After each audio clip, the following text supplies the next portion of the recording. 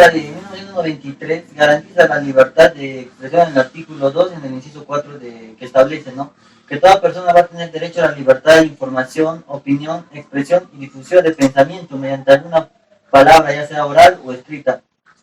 Y también nos habla de medios de comunicación sociales, ¿no?, en los que no deben ser restringidos, ni deben tener ni una censura ni impedimentos para que se dé esta libertad de expresión, ¿no? Y esto está bajo responsabilidades de la ley. Y hablando un poco más, es delito toda acción que suspende o clausura algún órgano de expresión y que le impide circular libremente.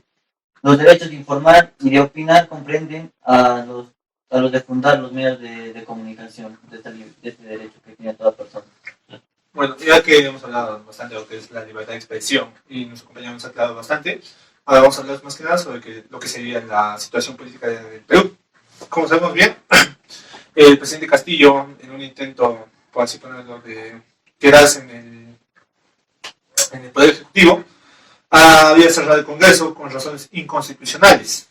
Esto establecido ya que no había ninguna falta por el Congreso, y lo cerró, él cerró este mismo sin apoyo de las Fuerzas Armadas, por lo cual fue derrocado en cuestión de instantes y fue vacado por el Congreso posteriormente. Posteriormente a esto, entraría a la presidencia lo que sería Dina Boluarte. Esto causaría una conmoción en lo que sería la sociedad y la población peruana, ya que sienten que Castillo había sido atacado y que particularmente Dina Boluarte era la que encabezaba esos ataques para quitarle el poder junto con el Congreso.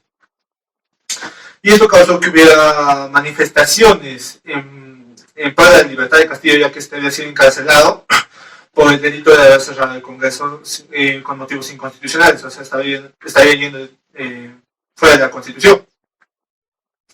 Y asimismo, estas marchas se producirían a lo largo de todo el país, tanto que se produciría un estado de emergencia declarado por la presidenta Dina Boluarte en ese entonces, y que suprimiría, como así bien menciona mi compañero, la libertad de expresión. Bueno, y para seguir abarcando más sobre el tema, hemos visto todas estas 2 semanas, casi 3 ya, la situación actual en la que el Perú se ha encontrado. Las constantes protestas, las constantes disturbios, y en ahí es donde uno se empieza a replantear, ¿no? ¿Cómo es que la libertad de expresión se reprime y hasta qué punto es que se da la libertad de expresión a algunos? No sé, compañeros, si nos podría profundizar un poco más sobre cómo es que tú has visto la situación en el país sobre todo esto que ha sido la libertad de expresión. Para comenzar, las personas, los ciudadanos están inconformes con las decisiones del Congreso, que se está haciendo que, por motivos que actualmente Dina Boluarte con el estado de emergencia está vulnerando su libertad de expresión a las protestas. Y ante ello también la libertad de expresión ha sido vulnerado, pero en este caso Dina Boluarte porque está vulnerando por los actos de vandalismo que están afectando a la nación. Caso contrario que ya estaría sobrepasándose la libertad de expresión que debería hacerse a la libertad de la huelga, pero en este caso ya no es huelga porque están cometiendo vandalismos contra las estructuras, los organismos que actualmente rigen.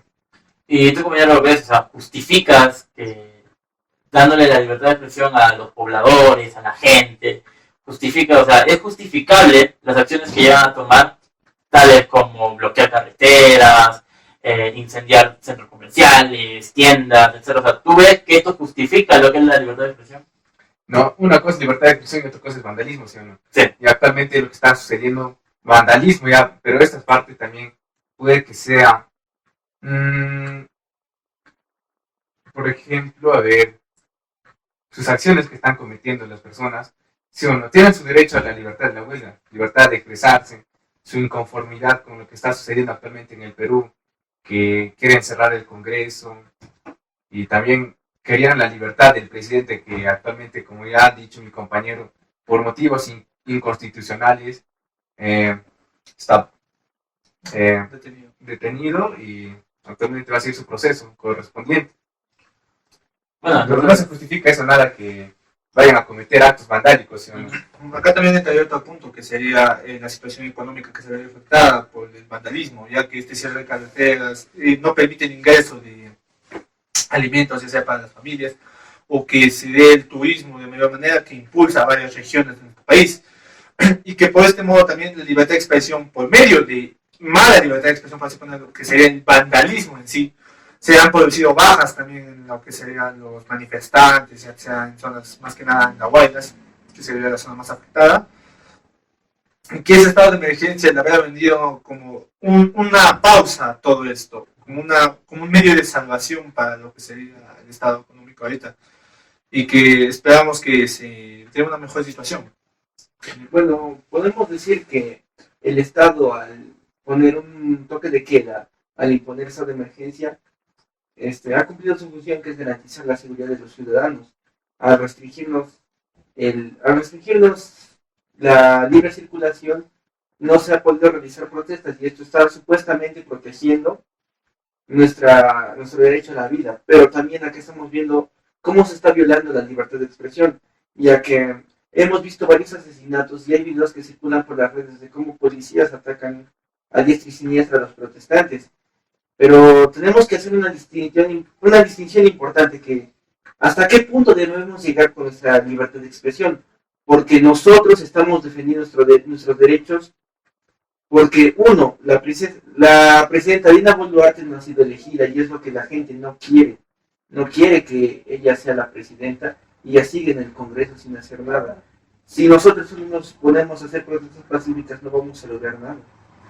Es el problema acá, porque tenemos que hacer algo para cambiar la situación. Si la hacemos de la manera convencional, como se debe hacer supuestamente, no podemos cambiar nada, y hemos visto eso. Incluso habiendo tantas muertes, no se está logrando nada. Sí, básicamente sí, compañero. Entonces podríamos decir que la libertad de expresión también limita con lo que es la libertad y el derecho de los demás. Mientras tú no vulneres nada de esto, o sea, mientras tú no estés vulnerando los derechos o la libertad de otras personas, tú puedes ser libre de hacer y decir lo que tú quieras, básicamente.